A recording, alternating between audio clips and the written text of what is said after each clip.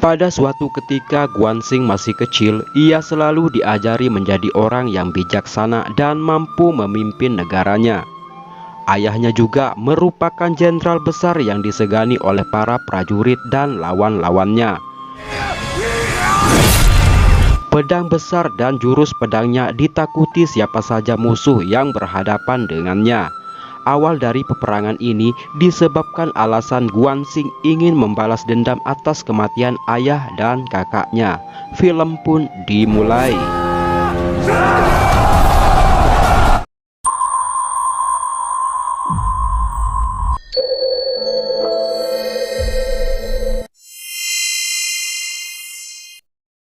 Pada awal video ini, Guanxing menceritakan kesulitan pertahanan prajuritnya yang harus terpaksa mundur dari barisan pertama.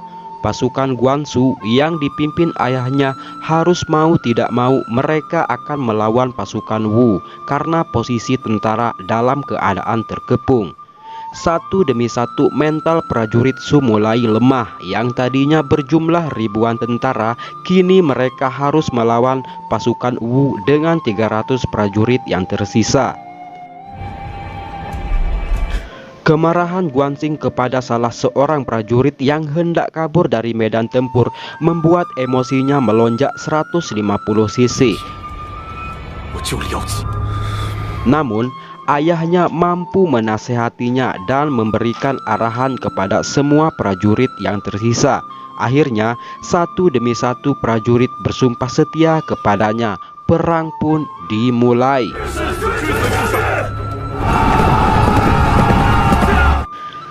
Pasukan Shu terpojok karena kalah jumlah. Di barisan terdepan ada ayah dan kakak Guanxing memimpin peperangan, dan Guanxing sendiri tidak diketahui hidup atau matinya di barisan belakang pertahanan tentara Shu. Kini yang tersisa hanya dua orang, yaitu ayah dan kakaknya.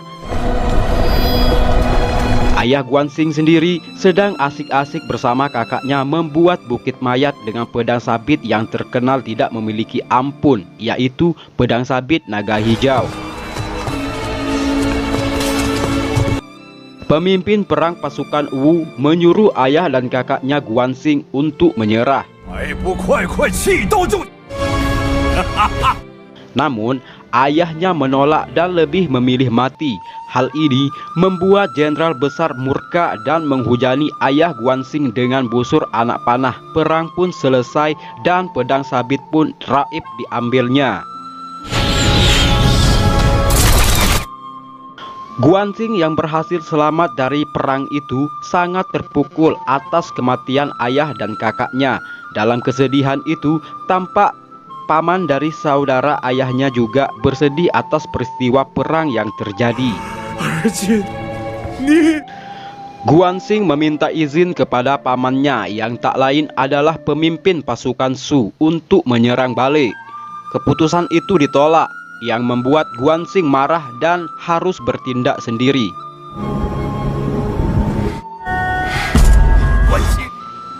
Pada suatu ketika ia hendak berangkat menyerang. Salah seorang pamannya mencegah ia untuk melakukan tindakan gegabah itu, namun Guanxing menolak.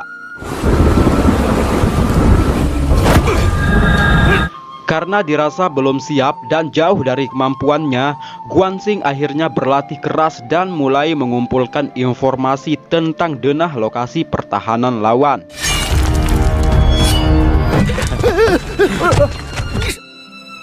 Pada suatu ketika, akhirnya ia berhasil mengumpulkan informasi tentang pertahanan lawan. Saat itu juga, ia hendak memberikan peta tersebut kepada sang jenderal. Namun sayang, karena ia tidak diberi izin masuk oleh dua penjaga gerbang militer tersebut. Di sisi lain, ada wanita cantik yang bernama Fan Ling. Ia merupakan wanita yang dibesarkan di kalangan prajurit Shu yang memiliki prestasi yang begitu besar. Orang tuanya telah tewas dibunuh ketika ia masih kecil. Melihat keributan di gerbang masuk militer, Fan Ling menghampiri dan mulai berkenalan dengan Guanxing. Akhir dari percakapan mereka, Guanxing menitipkan sebuah pesan yang berupa peta yang harus diserahkan kepada sang jenderal. Guanxing akhirnya dipanggil dan disuruh untuk menjelaskan tentang peta yang dibuatnya itu. Dari prestasinya yang mampu membuat peta pertahanan lawan, sang jenderal pun mengembalikan izin kepada Guanxing untuk berperang. Namun, pada peperangan ini, sang jenderal meminta untuk tidak ada kekalahan. Dengan semangat 45 pun, Guanxing menyanggupi dan mulai membuat tim khusus untuk menyelinap masuk terlebih dahulu ke pertahanan lawan. Pada misi pertamanya, mereka mampu melumpuhkan kapal patroli pasukan lawan, kemudian menyandra salah seorang prajurit sebagai alat informasinya. Mereka pun berhasil masuk ke pertahanan lawan. Terlihat tentara Wu sedang berlatih. Mereka mengetahui jika pasukan Shu telah siap berperang, yang saat ini berada di dekat gerbang pintu air pertahanannya. Di sisi lain juga Guanxing mulai menumbangkan satu demi satu prajurit Wu yang berada di lorong rahasia bawah air. Di samping itu juga, Fan Ling memberikan pesan dengan isyarat menonaktifkan mekanisme gerbang pintu air. Dengan demikian, jenderal pasukan Shu mengetahui bahwa kelompok dari Guanxing telah berhasil masuk ke pertahanan lawan. Karena dendam dan tekad ingin merebut pedang sabit naga hijau, Guanxing tidak ingin mengorbankan rekan-rekannya. Ia mengurung dan memilih untuk bertindak sendiri.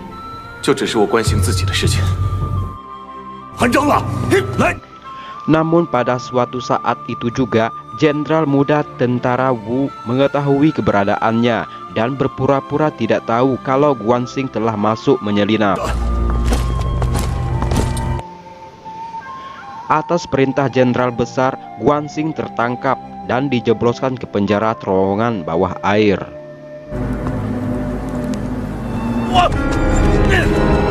Dengan kecerdikannya, ia mampu lolos dari tahanan dan menewaskan penjaga penjara.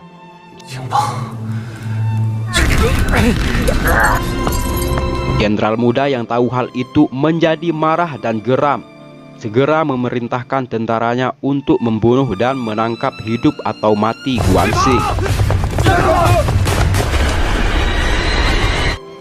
Guanxing yang terdesak pada saat itu mendapat pertolongan dari paman dan rekan mereka.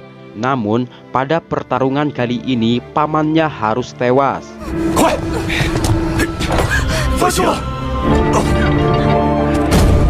Mereka yang terjebak jalan buntu terowongan pasrah antara tertangkap prajurit Wu. Namun, Guanxing berhasil menemukan cara untuk lolos. Guanxing berhasil selamat dengan rekannya. Mereka pun melaporkan bahwa tentara Wu telah mengetahui tentang penyerbuan. Atas inisiatif Guanxing, jenderal besar menyusun strategi ulang dengan membuat penyerbuan palsu menggunakan kapal yang telah ditempatkan tentara orang-orangan yang terbuat dari jerami dan rerumputan.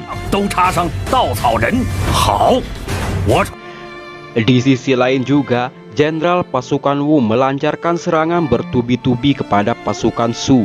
Ia tidak mengetahui bahwa kapal tempur itu merupakan serangan palsu. Curiga atas keanehan yang dilihatnya, salah seorang prajurit melaporkan bahwa pasukan Shu telah masuk menyelinap lewat terowongan bawah air. Melihat tentaranya tumbang satu persatu, jenderal besar pun berniat kabur.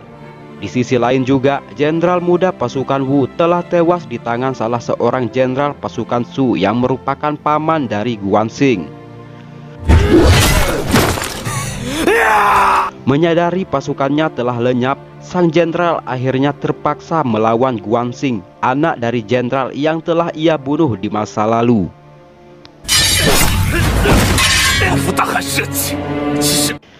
Di saat itu, Guanxing mulai kewalahan melawan jenderal besar.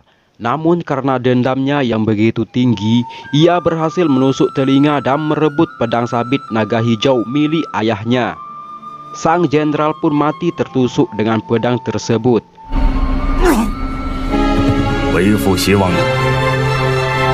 Cerita pun selesai.